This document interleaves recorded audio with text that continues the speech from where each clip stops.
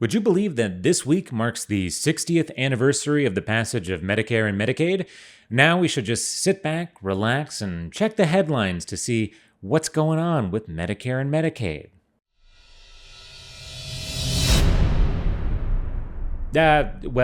Nevertheless, this week on Battle Born Bytes, we mark the anniversary of Medicare and Medicaid by looking at how we got here and what comes next. From Battle Born Progress, this is Battle Born Bytes. My name is Jacob. Let's boogie.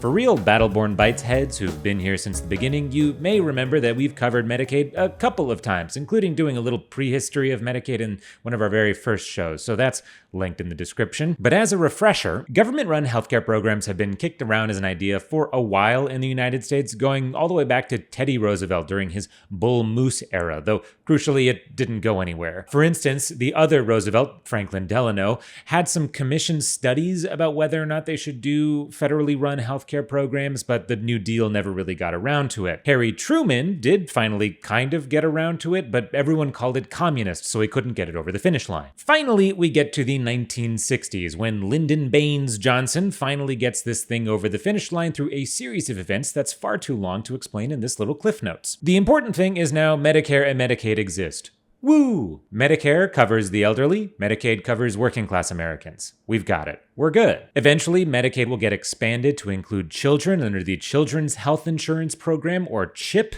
very aptly named. But the real big change happens under the Affordable Care Act, Obamacare. If you were alive in 2010, boy was I. The big thing here is that the Affordable Care Act expands Medicaid by raising the income threshold to qualify for the program in the first place, and then letting states who opt into that expansion get 90% of those funds matched by the federal government. That's a big deal, mostly because it dramatically lowers uninsured rates. Just for comparison, in Nevada, the uninsured rate was 22% pre-Obamacare.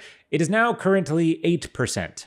8%. However, as you may remember, Republicans have never really liked Obamacare and have tried to repeal it many times. To their chagrin, Obamacare is quite popular, even if it took the better part of a decade to actually get there. But boy howdy, do they probably hate Medicaid even worse. So, for decades, Republican-dominated state legislatures have tried to chip away at Medicaid on the edges, because ultimately Medicaid is a state-run program. Usually, they've done this by making crazy income thresholds that are so low that basically only the poorest Americans qualify, and even then, if you did qualify under those levels, how would you even apply in the first place? Many such questions. Still, for national Republicans, there's only so much you can do to Medicaid at the federal level, because, again, it's quite popular for people to, get health insurance. But that brings us to the year of our Lord 2025, where Republicans have majorities in the House and the Senate and Trump in the White House. Trump wants to fund a giant tax cut for rich people, again. And you know what? Republicans look at Medicaid and say, by golly, I think we can finally do it. Problem. It turns out that kicking people off their health insurance is not necessarily cool or popular or good.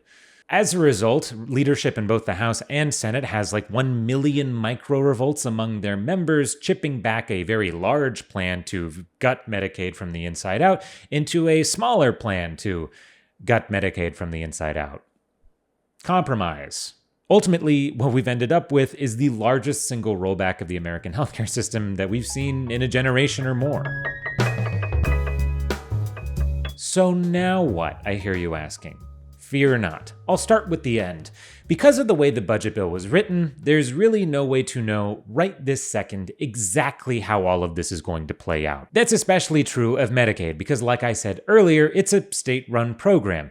50 states, 50 Medicaid programs, 50 ways to leave your lover. I am set that there is some Paul Simon fan in the audience. That was for you. So looking at the specifics, and as some good news, in Nevada, the budget impacts are not nearly as severe as the original estimates. Earlier this year, we were looking at potentially $1.9 billion of lost money under the most expansive version of House Republicans' Medicaid cuts. Now it's only about $60 million over the next 4 years. So big difference. But it only tells part of the story. That's because one of the biggest changes under this new version of the Medicaid cuts is the creation of work requirements. They are what they sound like. If you want to qualify for Medicaid and you're an able-bodied adult, you have to either prove that you're working or prove that you qualify for an exemption. One problem, this presupposes that people who are on Medicaid are not already working, which is empirically, you may be surprised to find out, not true. So a study by KFF found that 92% of Medicaid recipients are either already working or have a valid excuse not to work, like being a caregiver or going to school. And for the record, the 8% of people who are not working includes people who are retired, so jot that down. Thus, the problem is not really the work requirement in and of itself, it's the act and red tape of proving that you are working in order to get your health insurance. This is not a hypothetical either. So Arkansas, for instance, briefly instituted a Medicaid work requirement between 2018 and 2019 when a judge struck it down. In just a couple of months, 18,000 people lost their health insurance because of this work requirement because they could not prove that they were working. Then in 2019, 87% of the people who lost their health insurance the prior year did not re-enroll in Medicaid. So not only did these people lose their health insurance, it stayed lost. Looking at Nevada, under these new work requirements, about 100,000 Nevadans are expected to lose their health insurance. That is way less than the original estimates, north of 300,000. But think of it this way. It's like you filled T-Mobile Arena and told everyone inside that they just lost their health insurance. And then you did it 4 more times for good measure. The secondary problem, and maybe this one was felt more acutely pre-Obamacare, so we memory hold it, is that when people don't have health insurance, everyone else ends up paying for it. So there's this federal law called EMTALA, which I am not good at. It's an acronym. The gist of it, though, is that an emergency room is required to treat you, whether or not you have health insurance. When you don't have health insurance, that cost has to go somewhere, which means that cost goes to everyone else. Even if an insurance provider is covering that care for you and you're insured, they will raise their rates to compensate for the fact that they're having to cover people who don't have insurance. And when people go to the emergency room, it's usually because they did not get preventative care. Again, because they are uninsured. Anyways, it's a good thing healthcare costs in the United States have famously gone down over the years. Please pay no attention to the charts. Pay no attention to the charts on screen as I speak. Say it with me. Thanks, work requirements.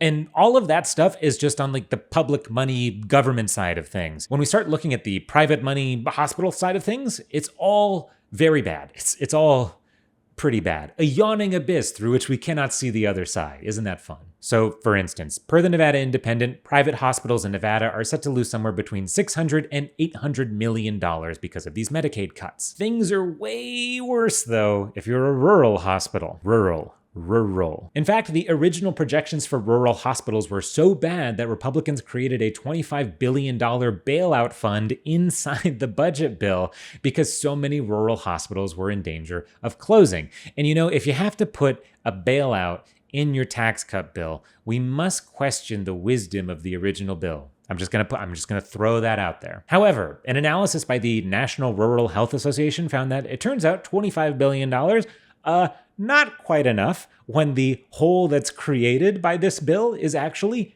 $58 billion.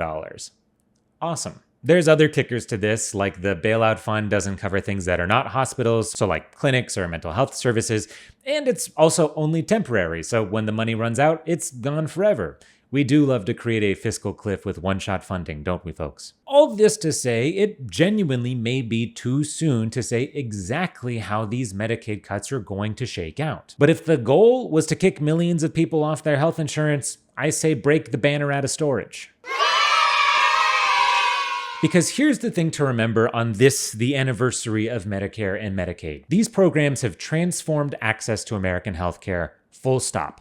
Before the 1960s, you had to rely on your job and just your job to give you health insurance. There was no backstop. Heck, before the 1980s, you couldn't even fall back on COBRA if you lost or changed your job. Right now, 78.6 million Americans are on Medicaid. Of them, almost half, 37 million, are children. For those keeping track of home, that is roughly half of all children under 18 in the entire United States. So maybe faced with the two options of taking away people's healthcare or giving rich people another tax breaks, maybe we should not have sided with the billionaires.